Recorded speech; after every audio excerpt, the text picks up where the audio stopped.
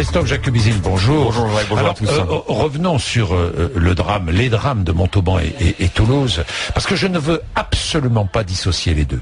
Les drames de Montauban et Toulouse, évidemment, ça pèse sur la campagne présidentielle. Il y aura un avant et un après 19 mars. Oui, forcément, Jean-Jacques. Ce n'est pas tant l'interruption de la campagne pour quelques heures, les paroles de solidarité et d'unité nationale prononcées par les principaux dirigeants politiques qui vont changer le cours de la campagne. Ce sont, je pense, les thèmes de la campagne qui ne seront plus les mêmes. Et c'est même le poids politique des différents candidats qui pourrait changer brusquement, car on le sait, la nature de ces crimes odieux envers d'abord des enfants, un crime raciste car ciblé contre une école juive, et envers des soldats français, dont certains sont d'origine musulmane, éclaire évidemment d'une manière particulière cette campagne présidentielle.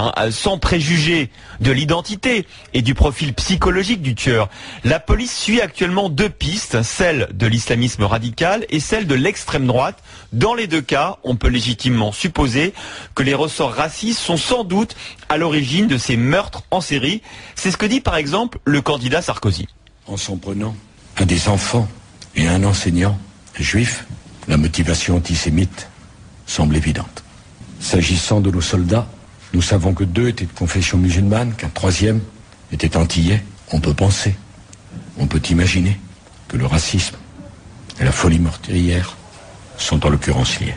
Voilà, le racisme, c'est Nicolas Sarkozy lui-même qui le dit. Ouais. Les politiques ont appelé à suspendre la campagne hier matin. Ça n'a duré que quelques heures parce que François Bayrou a posé tout de suite une question. C'est certainement François Bayrou qui a mis le plus clairement les pieds dans le plat, si je puis dire. C'était hier soir en meeting.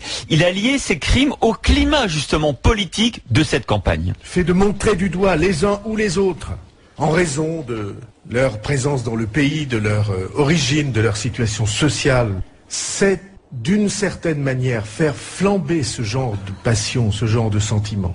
On lance des sujets dans le débat, on prononce des mots, et ces mots-là, bien après ils roulent comme une avalanche, et quelquefois ils tombent sur des fous.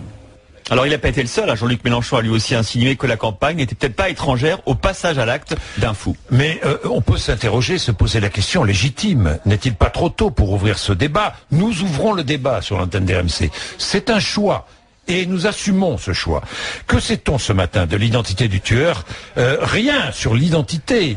Nous connaissons le mode opératoire. Le crime raciste d'hier ne fait aucun doute. Oui, et les actes de ce tueur fou vont sans doute changer le cours de cette campagne, je vous le disais. Les débats sur l'identité, alors disons-le, la viande halal, l'immigration, vont forcément changer de nature et d'orientation. En Norvège, après le massacre d'Oslo, le peuple norvégien a lancé un grand débat sur l'intégration, à l'issue duquel les Norvégiens ont souhaité poursuivre l'ouverture de leur pays. Vous le savez, le procès n'est pas clos. Les débats sur la responsabilité ou pas de ce tueur sont toujours en cours.